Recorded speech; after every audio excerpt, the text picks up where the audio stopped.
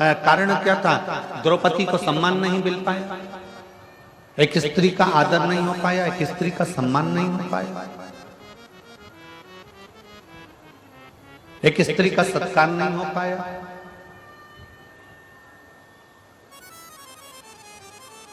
उसमें भी ये तीन चीजें बिगड़ी थी। रावण की नीयत बिगड़ गई थी, कौरवों की नीति बिगड़ गई थी,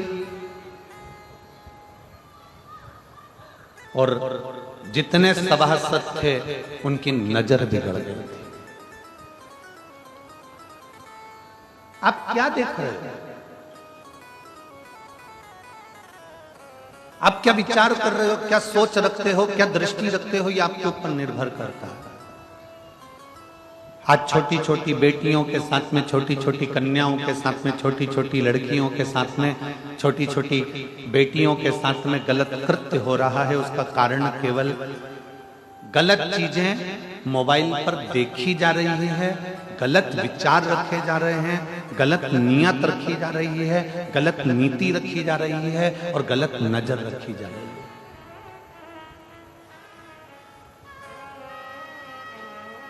गलत नीति से, गलत नियत से, गलत नजर से ये बेटियों के साथ में हुआ।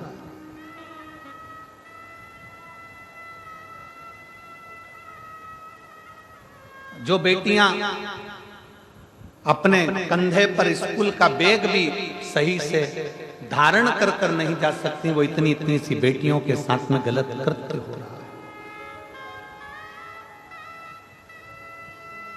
हमने पहले भी एक बार कथा में कहा था, उसके पीछे बहुत बवाल मचा था। हमारी बात का लोग विवाद बहुत जल्दी करते हैं। हमने पहले भी कहा था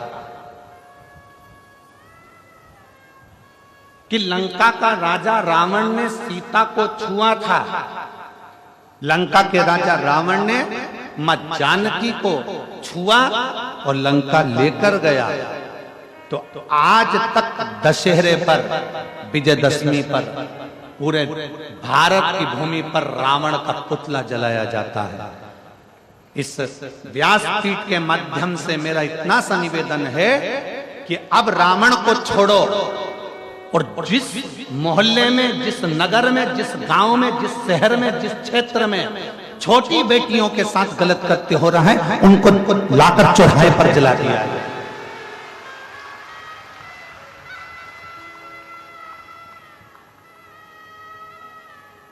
उनको ले जाकर उनके पुतले को नहीं, जो छोटी बेटियों की इज्जत करना भूल गए, जो नारी का सम्मान करना भूल गए, जो स्त्री का आदर करना भूल गए, केवल एक स्त्री के चक्कर में रामायण हुई, केवल एक स्त्री के चक्कर में महाभारत हुई, और आने वाला समय भी कोई साधारण नहीं है।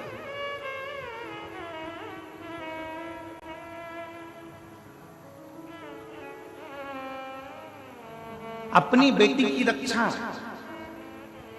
अपने घर की स्त्री की रक्षा अपने को स्वयं करना, स्वयं, कोई दूसरा नहीं करेगा।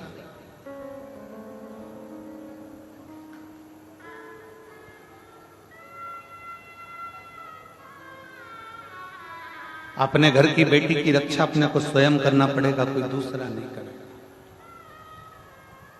बेटी को अगर कॉलेज पढ़ने भेज रहे हो, बेटी को अगर स्कूल पढ़ने भेज रहे हो, तो निवेदन है अपने घर की बेटी को तलवार सिखाने भी जरूर भेजिए, एक भाला सिखाने भी जरूर भेजिए, डंडे चलाना भी जरूर भेजिए, कराटे चलाना भी जरूर भेजिए। उस बेटी को आत्मबल दीजिए।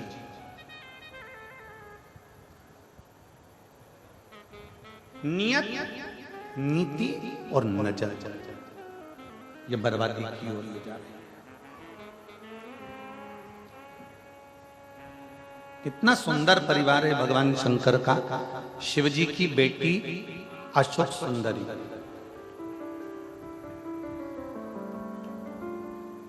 इतनी सुंदर थी अशोक सुंदरी कि उनकी सुंदरता का वर्णन कई शास्त्रों में मिल जाता है। अशोक सुंदरी बहुत सुंदर है, बहुत सुंदर।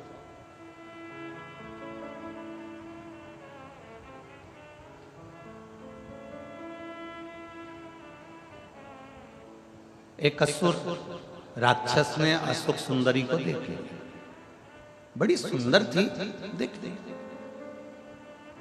और अशोक सुंदरी से कहा कि मैं तुमसे विवाह करना चाहता हूं। असुर कह रहा है, राक्षस कह रहा है, मैं तुमसे विवाह करना चाहता हूं। अशोक सुंदरी ने हाथ जोड़कर उस असुर से कहा कि देखो, मैं अपने माता पिता के बिना किसी अन्य वर को, अन्य पुरुष को, अन्य व्यक्ति को मैं देख नहीं सकता।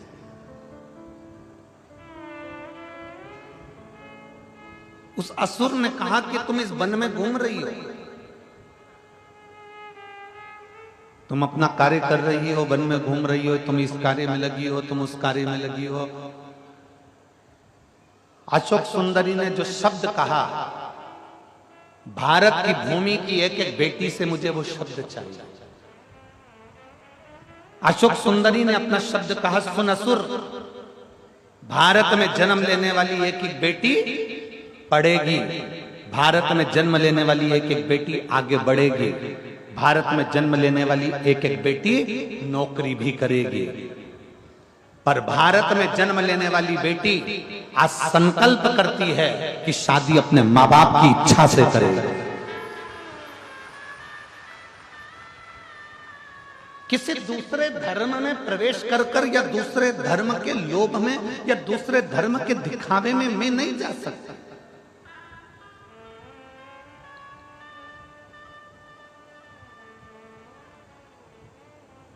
मैं दूसरे धर्म के दिखावे में नहीं जाऊंगी, मैं दूसरे धर्म के लोभ में नहीं जाऊंगी, मैं दूसरे धर्म के चक्कर में इधर उधर भ्रमण करने के लिए नहीं जाऊंगी, मैं दूसरे धर्म में प्रवेश नहीं करूंगी।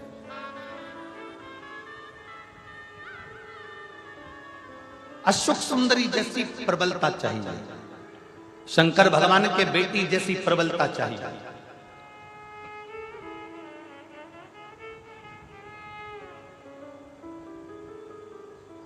भगवान शिव जैसा बल चाहिए, मां पार्वती जैसा बल चाहिए। और जब बल अपने भीतर बढ़ता है ना, तो दुनिया के लोग कांपते हैं।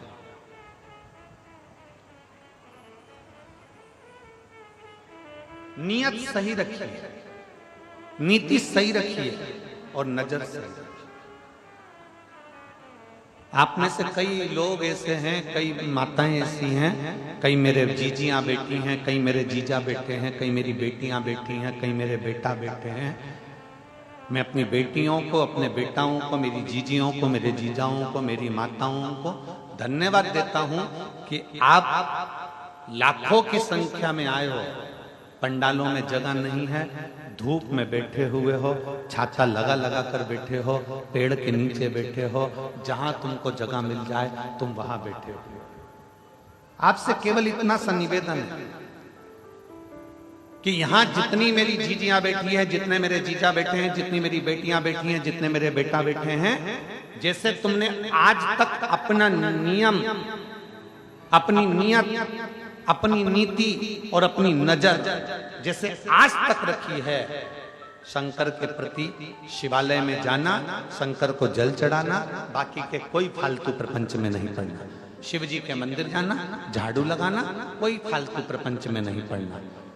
स्कूल जाना, अपनी विद्या अध्ययन करना, कोई फालतू प्रपंच में नहीं पड़ना। नौकरी पर जाना, अपना कार्य करना, कोई फालतू प्रपंच में नहीं पड़ना। ऐसा हमेशा के लिए बनाकर हमें अपना लक्ष्य चुनना, हमें अपना कार्य करना, हमें अपने लक्ष्य से दूर नहीं होना। हम अपने लक्ष्य से जिस दिन दूर हो जाएंगे, उस दिन हमारे लक्ष्य तक नहीं पहुंच पाएंगे। यहां जितने बेटे बैठे हैं ना, और जितनी बेटियां बैठी हैं, उनसे निवेदन करूंगा, अपनी मेहनत को इतना बढ़ा लो, अपने कर्म को इतना बढ़ा लो, जिस विद्याध्ययन को कर रहे हो उसको चोग ना बढ़ा लो, इतना पढ़ो कि तुमने जो सोचा है और तुम्हारे माँ बाप ने जो सोचा है उनका स्वप्न पूरा हो जाए।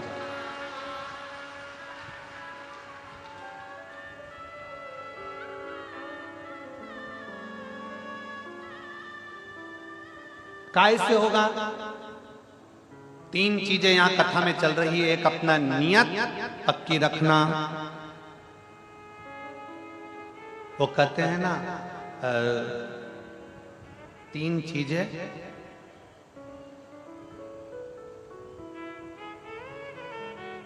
बहुत खतरनाक होती है।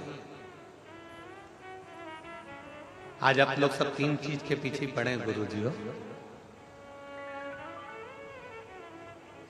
तीन चीजें बड़ी खतरनाक होती है। पहले नंबर पर शनि, दूसरे नंबर पर मनी और तीसरे नंबर पर दुश्मनी।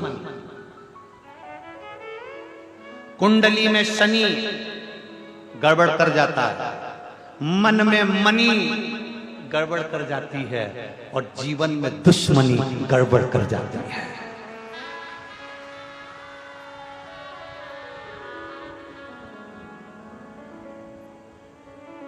शनि कुंडली में अगर आकर बैठ गया तो वो गड़बड़ करेगा ही। शनि कुंडली में आकर बैठ गया तो वो तकलीफ देगा ही। मनी बाहर रहे, मन में ना। मनी पैसा जिस दिन मन में आकर बैठ गया ना, मनी जिस दिन तुम्हारे दिल में आकर बैठ गई, मनी जिस दिन तुम्हारे हृदय में आकर बैठ गई तो तुम्हें बर्बाद कर कर ही छोड़े, बर्बाद कर कर ही छोड़े। और तीसरे नंबर पर है दुश्मनी। दुश्मनी बाहर रखो, थोड़ी प्रेम के वश रखो, समाप्त करो। शनि, मनी और जम जम के बोलो जरा, थोड़ा सा। शनि कुंडली में आएगा तो तकलीफ देगा। मनी अगर मन में आकर बैठ गई, लक्ष्मी तुम्हारे मन में आकर बैठ गई। इसलिए कहते हैं लक्ष्मी को धन को तिजोरी में रखो, लक्ष्मी को धन को लाकर में रखो, लक्ष्मी को धन को आपके घर की अलमारी में रखो। लक्ष्मी और धन को, मनी को दिल में मत आने दो। पैसा जिस दिन तुम्हारे मन में आकर बैठ जाता है उस दिन व्यक्ति को पागल कर देता है। पैसा जिस दिन तुम्हारे मन में आकर बैठ जाता है उस दिन से तुम्हें नींद आना बंद हो जाती है। पैसा जिस दिन तुम्हारे मन में आकर बैठ जाता है उस दिन से तुम्हारी जिंदगी नरक सी हो जाती है, क्योंकि तुम कुछ सोच ही नहीं पाते, केवल लक्ष्मी, मनी मनी मनी, धन धन धन को सोच रहे। शनि, मनी और जम के बोलो जरा, दुश्मनी। बचने का प्रयास करिएगा। दुश्मनी जीवन में ना हो, सम्मुखता में ना हो। तुम्हारी देवरानी से, तुम्हारी जेठानी से, तुम्हारे रिश्तेदार से, तुम्हारे नातेदार से, तुम्हारे कुटुंबियों से, तुम्हारे परिवार से, तुम्हारे नगर में, तुम्हारे क्षेत्र में, सब जगह पर तुम्हारा प्रेम जागृत होना चाहिए। प्रेम जागृत होना चाहिए। जब हम इस गांव में कथा करने के लिए आ रहे थे तो आते आते हमको वहाँ सीहोर में सूचना मिली कि कथा जो लिए हैं तो कहा कि गांव के लोग, नगर के लोग सहयोग नहीं करें। तो हमने समीर जी से कहा कि दुनिया में ऐसा कोई गांव नहीं और दुनिया में ऐसा कोई नगर नहीं कि वो धर्म के कार्य में कभी सहयोग ना करता।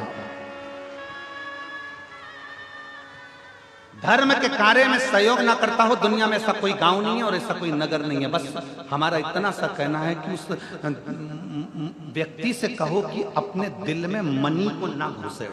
मनी अगर दिल में है तो तेरी जिंदगी बर्बाद कर देगी। अगर मनी तुझे भगवान ने दी है तो उसको सत्कर्म में, सत्कर्म की पूंजी को लगाने का प्रयास करे तो जिंदगी को आनंदमय कर। और आज हो क्या रहा है? कांटा कोडीही का, धमतरी जिले का एक एक बच्चा, एक एक व्यक्ति इस छोटे से गांव की कथा को सफल बनाने का अथक प्रयास कर रहा है, अथक प्रयास कर रहा है। एक एक बच्चा लगा है, गांव का एक एक छोटे से छोटा बच्चा, एक एक बहन, एक एक जीजी इस कथा को सफल बनाने का प्रयास कर रही है कि हमारे गांव की कथा है, हमारे नगर की कथा है। एक एक क्षेत्र का व्यक्ति, पूरी धमतरी जिले का व्यक्ति इस कथा को सफल बनाने में लगा हुआ है। जो इस कथा से नहीं भी जुड़े थे वो भी अब खड़े होकर इस कथा को सफल बनाने का प्रयास कर रहे हैं कि कैसे भी यह कथा किसी भी रूप में सफल हो जाए। सफल मनी पैसा मन में मत आने दो। अगर ये मनी ये पैसा तुम्हारे मन में आ गया तो ये तुम्हारी जिंदगी को बर्बाद कर देगा।